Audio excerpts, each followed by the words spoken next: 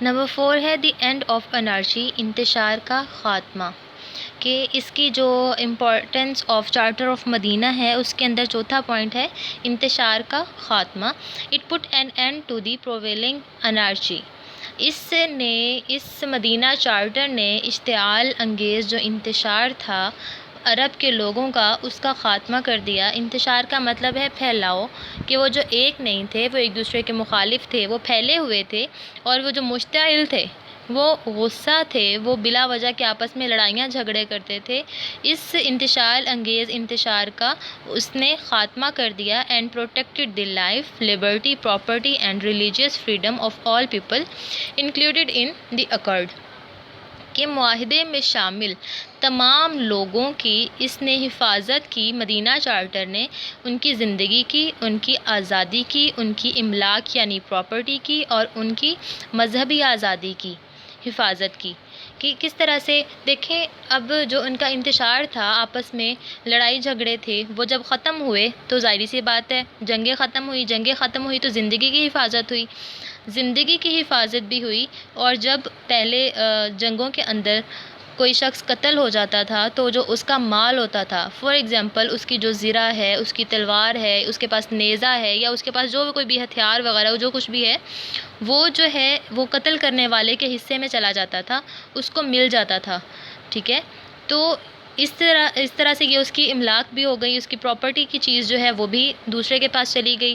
اور جب کسی علاقے کے اوپر قبضہ ہوتا، کسی علاقے کے ساتھ لڑائی ہوتی، جب جو علاقہ ہار جاتا تو اس کے اوپر قبضہ کر لیا جاتا تھا. تو جب قبضہ ہوتا تو اس کی جو املاک، اس کی جو زمینیں جائیدادیں وہاں کے لوگوں کی تھی، یا یہ ساری چیزیں جو ہیں وہ بھی ان پہ قبضہ کر لیا جاتا تھا، تو اس سے بھی حفاظت ہو گئی. اسی طرح سے مذہبی طور کے اوپر بھی ایک دوسرے سے لڑائی جھگڑا ہی رہا کرتا تھا، تو اس نے مدینہ چارٹر نے اس کی بھی مکمل آزادی دی کہ اپنا جو مذہبی فرائض ہیں، اپنے مذہبی امور جو ہیں، ان کو آزادی کے ساتھ آپ ادا کر سکتے ہو. ٹھیک ہے، اس طرح مدینہ چارٹر نے لوگوں کو تمام لوگوں کی جو کہ معاہدے میں شامل تھے، ان کی زندگی، ان کی آزادی، ان کی املاک اور ان کی مذہبی آزادی کی حفاظت کی. آگے ہے نمبر 5. نمبر 5 ہے ویلفیئر اسٹیٹ، فلاحی ریاست. It created a state where equal rights and responsibility were truly provided for all the citizens. فلاحی ریاست کا قیام. اس چارٹر نے قائم کی ایک ایسی ریاست، ایک ایسی جگہ، ایسی ریاست قائم کی کہ جن کے اندر تمام لوگ، تمام شہری، تمام جو وہاں کے رہائشی ہیں، ان کو واقعی طور پر، یقینی طور پر فراہم کی گئی ایکول رائٹس اینڈ رسپانسبلٹیز، کہ ان کو یقینی طور پر یا مکمل طور پر برابر جو حقوق تھے اور ان کی ذمہ داریاں تھیں، وہ برابر ہی جو ہے ان کو فراہم کی گئیں، ان کو دی گئیں. کسی قسم کی کوئی زیادتی یا کوئی بھی اونچ نیچ اس کے اندر موجود نہیں تھی. جیسا کہ ایسا نہیں تھا کہ اگر کہا جائے کہ یہ مدینہ ہے، یہ اسلامی ریاست بنی ہے، یہاں پہ اسلام کا بول بالا ہے، یا اسلام کے نام پر یہ بنی ہے تو اسلام کے جو لوگ ہیں، جو مسلمان ہیں، ان کو زیادہ اہمیت حاصل ہو. ایسا نہیں تھا، بلکہ وہاں پر تمام مذاہب کے لوگ جو تھے ان کو ایکول رائٹس اینڈ ایکول جو رسپانسبلٹیز تھیں وہ دیے گئے تھے. چاہے وہ یہودی ہوں، چاہے عیسائی ہوں، چاہے وہ مشرکین ہوں، مطلب کافر ہوں، یا پھر وہ مسلمان ہوں، ان سب کو ایک جیسی جو ذمہ داریاں تھیں، ذمہ داریاں بھی ان کی ایک تھیں، اور ان کے جو حقوق تھے وہ بھی ایک ہی تھے.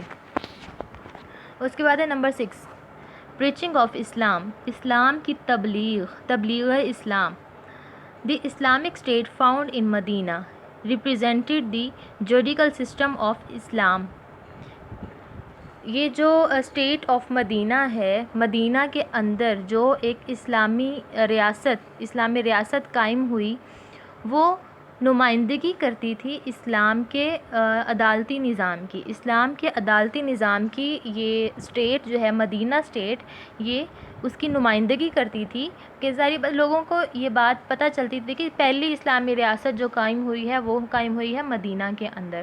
تو جو بھی باہر کے لوگ تھے، چاہے وہ عرب کے تھے چاہے وہ عجم کے تھے، تو اگر انہوں نے اسلام کو دیکھنا ہوتا، اگر انہوں نے اسلام کے عدالتی نظام کو دیکھنا ہوتا تو وہ کہاں دیکھتے تھے؟ وہ مدینہ کی طرف دیکھتے تھے۔ تو مدینہ کا جو عدالتی نظام تھا وہ نمائندگی کرتا تھا پورے اسلامک سسٹم کی، کہ اسلام کیسا دین ہے، اسلام کی جو ریاست ہے وہ کیسی ریاست ہے، اور اسلام جو ہے وہ impresses the people and they started becoming Muslim. اور اس جو عدالتی نظام ہے اس نے لوگوں کو اس قدر متاثر کیا کہ لوگ جو ہے وہ مسلمان ہونا شروع ہو گئے۔ ظاہری بات ہے کسی چیز کے اوپر ہمارا جو توجہ جاتی ہے یا ہمارا رجحان جاتا ہے وہ اس صورت میں جاتا ہے جب ہم لوگ اس کے اندر کچھ اچھی کوالٹیز دیکھتے ہیں جو پہلے موجود نہیں ہیں۔ جیسا کہ کسی ادارے کے بارے میں اگر ہم بات کریں کہ ایک ادارے میں ہم موجود ہیں، پھر ہمیں کسی دوسرے ادارے کے بارے میں پتہ چلتا ہے کہ اس کے اندر یہ خوبیاں موجود ہیں جو کہ ہمارے اس ادارے میں موجود نہیں تھیں، تو پھر ہماری کوشش ہوتی ہے یا ہم اگر وہاں سے موو آن کرنا چاہیں تو پھر ہم موو کرتے ہیں اس دوسرے ادارے کی طرف۔ تو اسی طرح سے یہاں پر جو اسلام نے عدالتی نظام دیا، پہلے زمانے میں یہی تھا کہ جو کمزور شخص تھا اس کے اوپر جو ہے وہ اسٹرانگ جو پرسن ہوتا تھا وہ دباؤ ڈالتا تھا ہر طرح کے، جیسا کہ آج کے ہمارے معاشرے کے اندر چل رہا ہے کہ جو غریب ہے اس کو غریب سے غریب تر کر دیا جاتا ہے، یا جو کمزور ہے اس کو دبا دیا جاتا ہے، اور جو امیر ہے یا جو قوت والا بندہ ہے وہ ہر چیز سے آزادی حاصل کر لیتا ہے۔ جیسا کہ وہ چوری والا واقعہ تھا کہ ایک قبیلے کی عورت نے چوری کی تو اس کا ہاتھ کاٹنے کے لیے جب اس کی سزا مقرر ہوئی تو بتایا گیا کہ یہ فلاں فلاں قبیلے کی عورت ہے۔ تب آپ علیہ الصلوۃ والسلام نے ارشاد فرمایا مقصد یہی تھا کہ بتانا کہ یہ بڑے امیر کبیر قبیلے سے ہے یا بڑے عزت و اکرام والے قبیلے سے اس عورت کا تعلق ہے جس نے چوری کی۔ تو آپ علیہ الصلوۃ والسلام نے کیا فرمایا تھا کہ اگر فاطمہ بنت محمد، اگر میری بیٹی فاطمہ بنت محمد بھی چوری کرتی تو میں اس کا ہاتھ بھی کاٹ دیتا۔ تو یہ تھا اس وقت کا نظام کہ جو طاقتور ہے اس کو چھوڑ دیا جاتا اور اگر کوئی کمزور ہے تو اس کو سزا دی جاتی تھی۔ تو آپ علیہ الصلوۃ والسلام نے اس چیز کو ختم کیا۔ اسلام کی جو اسٹیٹ تھی اس کے اندر جو عدالتی نظام قائم ہوا وہ سب کے لیے برابر تھا، چاہے وہ امیر ہو چاہے غریب، اگر کسی نے چوری کی تو اس کا ہاتھ کاٹا جائے گا۔ اسی طرح سے باقی سزائیں بھی ہیں، کسی نے قتل کیا تو اس کو قتل کیا جائے گا۔ تو یہ جب سسٹم دیکھا لوگوں نے، دوسرے لوگوں نے، تو انہوں نے بھی اسلام لانا شروع کر دیا، امپریس ہو کر وہ اس سے بہت زیادہ متاثر ہوئے اور وہ مسلمان ہونے لگے۔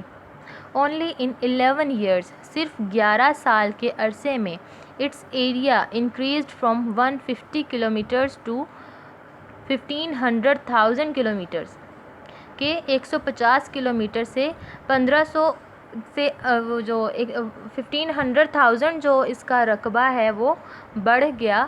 اس قدر اس کے اندر جو ہے وہ بڑھوتری آئی کہ لوگ، ظاہری بات ہے جتنا ایریا لوگوں کا مسلمان ہوتا جاتا تھا وہ سارا مسلم ایریا کاؤنٹ ہونے لگ جاتا تھا۔